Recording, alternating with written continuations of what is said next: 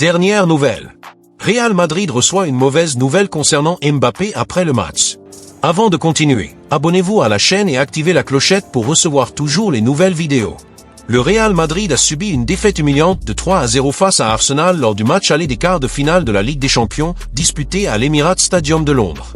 Cette rencontre, qui s'est déroulée ce mardi 8 avril 2025, a mis en lumière des faiblesses inquiétantes dans l'équipe dirigée par Carlo Ancelotti. Loin de leur base, les Merengues semblaient perdus face à un Arsenal inspiré, notamment dans le secteur offensif, qui a dominé le match de bout en bout. Les supporters madrilènes, abasourdis, ont assisté à une performance méconnaissable de l'un des plus grands clubs du monde, soulevant de sérieuses interrogations sur l'avenir de l'entraîneur italien.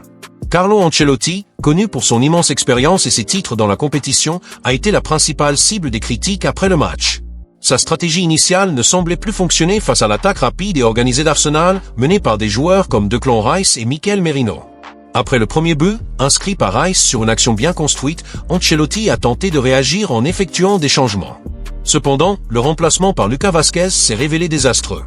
L'entrée de ce joueur, improvisé au poste de latéral, a rendu la défense encore plus vulnérable, ouvrant des espaces qu'Arsenal a su exploiter avec brio. Cette décision tactique a marqué un tournant dans le mauvais sens. Avec une défense laissée à l'abandon, le Real Madrid n'a pas résisté à la pression des Gunners. Peu de temps après l'entrée de Lucas Vázquez, Declan Rice a inscrit son deuxième but, profitant d'une erreur de placement dans la défense merengue. Peu après, Mikel Merino a scellé la déroute avec un tir précis, fixant le score à 3-0. L'équipe d'Ancelotti, déjà incapable de réagir avant les changements, s'est complètement effondrée, sans esquisser la moindre réponse tactique ou émotionnelle. La supériorité d'Arsenal était évidente et le Real Madrid a quitté le terrain avec une défaite qui a résonné comme l'une des plus honteuses de la saison. Les supporters du Real Madrid, réputés pour leur soutien passionné, ont perdu patience avec Carlo Ancelotti après cette débâcle. Des cris de « dépassé » et des appels à son départ ont envahi les tribunes et les réseaux sociaux. Les fans, frustrés par le manque de compétitivité à un moment clé de la Ligue des Champions, se demandent si l'entraîneur est encore en mesure de diriger le club. La pression sur la direction, menée par Florentino Pérez, s'intensifie à chaque minute, beaucoup exigeant un changement immédiat à la tête de l'équipe. Le match retour au Santiago Bernabéu est devenu une mission quasi impossible pour renverser le score et restaurer une confiance ébranlée. Carlo Ancelotti a-t-il encore une chance de rester au Real Madrid après cette humiliation? Son palmarès glorieux, avec des titres en Ligue des Champions et en Liga, joue en sa faveur, mais les performances récentes de l'équipe mettent son poste en péril.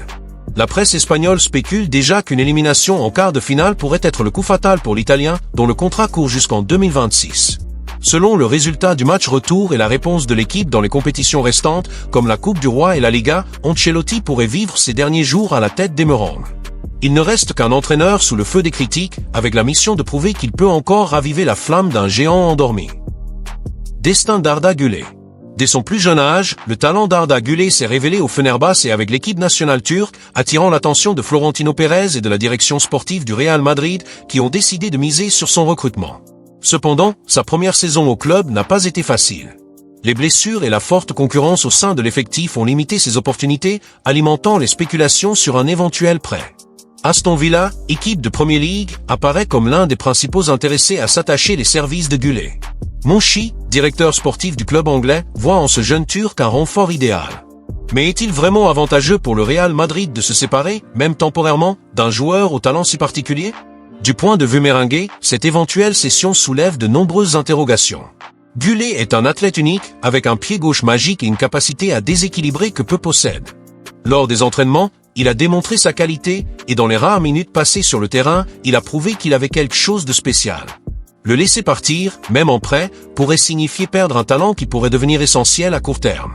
Plutôt que d'envisager un prêt, le club devrait investir dans son adaptation et lui donner plus de protagonisme la saison prochaine. L'un des arguments pour justifier un éventuel prêt est que Güler a besoin de temps de jeu pour se développer. Cependant, il faut se demander si la Premier League, avec son football physique, son rythme intense et ses exigences élevées, est la destination idéale pour un joueur aux caractéristiques comme les siennes. De plus, rien ne garantit qu'il aura un rôle de premier plan à Aston Villa. Et si, après un prêt, il ne trouve pas la continuité nécessaire? Le Real Madrid y gagnerait-il vraiment quelque chose? Par le passé, le Real Madrid a commis des erreurs en prêtant de jeunes promesses.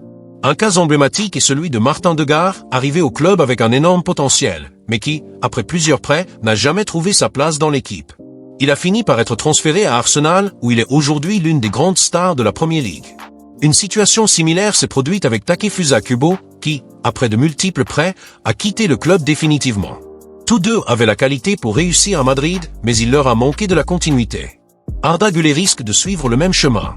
D'un autre côté, l'histoire du Real Madrid montre que la patience peut être cruciale pour développer de grands joueurs. Vinicius Junior et Rodrigo en sont des exemples clairs. Tous deux sont arrivés très jeunes, ont eu du mal à s'imposer dans l'équipe et ont même essuyé des critiques, avec des rumeurs de prêt. Cependant, le club leur a fait confiance, leur a donné du temps de jeu progressivement et ils sont aujourd'hui des éléments clés de l'effectif. Güler a le talent nécessaire pour suivre cette trajectoire, mais il a besoin d'opportunités. Si le club persiste dans l'idée d'un prêt, une option à envisager serait de chercher une destination au sein de la Liga. Ainsi, Güler pourrait s'adapter au football espagnol sans s'éloigner de l'environnement du Real Madrid et rester en contact avec le style de jeu de l'équipe. Cela faciliterait le suivi de son évolution par le staff technique et rendrait son retour plus simple, sans avoir à s'ajuster à un football aussi différent que celui de la Premier League, ce qui pourrait accélérer sa progression. Les supporters du Real Madrid se trouvent face à un véritable dilemme lorsqu'il s'agit de l'avenir d'Arda Güler, ce jeune talent turc arrivé au club avec la promesse d'être l'une des prochaines pépites du football mondial. D'un côté, certains défendent avec passion l'idée d'un prêt, arguant que le joueur a besoin de minutes sur le terrain pour développer tout son potentiel. Pour ses supporters, le laisser sur le banc ou avec des apparitions sporadiques serait un gâchis de son talent, en plus de risquer de frustrer le joueur lui-même qui pourrait se sentir bloqué dans un effectif aussi compétitif. Il cite l'exemple d'autres jeunes qui, après des prêts réussis, sont revenus plus matures et prêts à briller, dans certains cas, ont trouvé leur voie dans d'autres grands clubs. La possibilité pour Güler de jouer régulièrement à Aston Villa, par exemple, est vue comme une chance de montrer au monde de quoi il est capable, en gagnant du rythme et de la confiance dans une ligue aussi exigeante que la Premier League. D'un autre côté, une part significative des supporters madrilènes rejette catégoriquement l'idée de le laisser partir, même temporairement. Ces fans estiment que Güler est un diamant brut qui doit être poli à domicile, sous le maillot blanc du Real Madrid. Pour eux, prêter à un joueur doté d'une telle qualité technique son pied gauche magique, sa vision du jeu et sa capacité à déstabiliser les défenses serait une erreur stratégique, surtout à un moment où le club mise sur un projet de renouvellement avec de jeunes talents. Ils craignent qu'un prêt ne répète les erreurs du passé, comme celles d'Edegard et Kubo, qui ont quitté le club après des prêts et brillent aujourd'hui sur d'autres pelouses. De plus, il y a un attachement émotionnel. Les supporters voient déjà en Güler un joueur spécial, quelqu'un qui pourrait porter l'héritage des idoles du club, et le voir se battre pour sa place au Santiago Bernabéu est presque une question de fierté. Ce débat reflète non seulement des opinions divergentes, mais aussi des visions différentes de l'avenir du Real Madrid. Avec une équipe remplie d'étoiles montantes comme Vinicius Junior, Rodrigo et Bellingham, le club traverse un moment crucial de son projet sportif. Décider du destin de Güler, le garder pour l'intégrer progressivement ou le prêter pour qu'il gagne de l'expérience est plus qu'un choix tactique. C'est un pari sur l'équilibre entre patience et pragmatisme. La pression augmente car le temps n'attend pas, chaque match sans Güler sur le terrain alimente le débat et les supporters, divisés, attendent avec impatience une résolution qui réponde à leurs attentes. En attendant, le jeune Turc reste un symbole d'espoir et d'incertitude, son avenir étant entre les mains d'un club qui doit viser juste pour perpétuer sa tradition de grandeur. Piero Hincapié, cible du Real Madrid. Le Real Madrid, l'un des clubs les plus prestigieux du football mondial, est sur le point de faire un grand pas sur le marché des transferts. L'équipe merengue est très proche de conclure un accord avec le Bayer Leverkusen pour s'assurer l'arrivée du talentueux défenseur équatorien Piero Hincapié. Ce jeune défenseur, qui brille en Bundesliga, semble prêt à franchir une étape majeure dans le football d'élite en revêtant le maillot blanc au mythique Santiago Bernabéu. Le transfert de Hincapié est perçu comme une manœuvre stratégique du Real Madrid pour renforcer sa défense pour les saisons à venir. Avec des départs imminents prévus dans l'effectif, la direction de Valdebebas analyse depuis des mois des options pour solidifier sa ligne arrière. Tout indique que Hincapié est le choisi pour assumer ce rôle crucial. Cette opération reflète la planification minutieuse du club qui cherche à maintenir sa compétitivité sur le long terme. Des sources en Allemagne rapportent que les discussions entre le Real Madrid et le Bayer Leverkusen ont considérablement avancé ces dernières semaines. Il ne reste que quelques détails à finaliser pour que le transfert soit officialisé. Leverkusen sait qu'il sera difficile de retenir Hincapié, l'intérêt du Real Madrid étant pratiquement irrésistible pour le joueur et son entourage. La proposition du club espagnol représente un rêve que peu d'athlètes refuseraient. Piero Hincapié s'est distingué en Bundesliga par sa rapidité, sa solidité défensive et sa capacité à relancer le jeu avec le ballon. Ce n'est pas un hasard si plusieurs clubs européens ont suivi son évolution de près.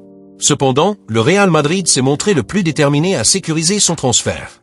L'Équatorien est considéré comme l'un des défenseurs les plus prometteurs d'Europe, avec des qualités comme l'anticipation, la force dans les duels et une relance soignée, des caractéristiques idéales pour le style de jeu du club.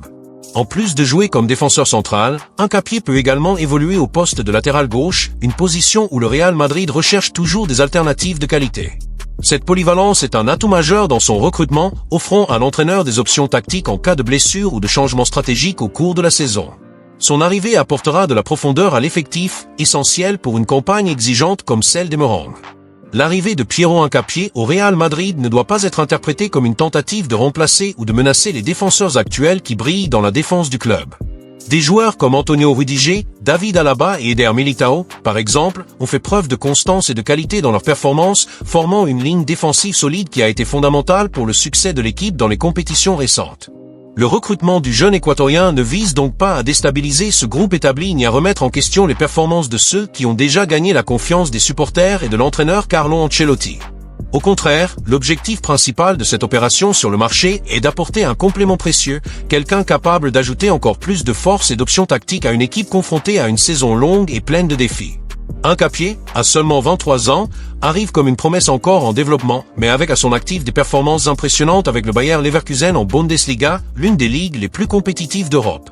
Sa jeunesse et son énergie sont considérés comme un atout pour un effectif qui a besoin de fraîcheur à certains moments, notamment lorsque les blessures, les suspensions ou la simple fatigue physique commencent à peser au fil d'une campagne incluant la Liga, la Ligue des Champions, la Coupe du Roi, potentiellement le Mondial des clubs.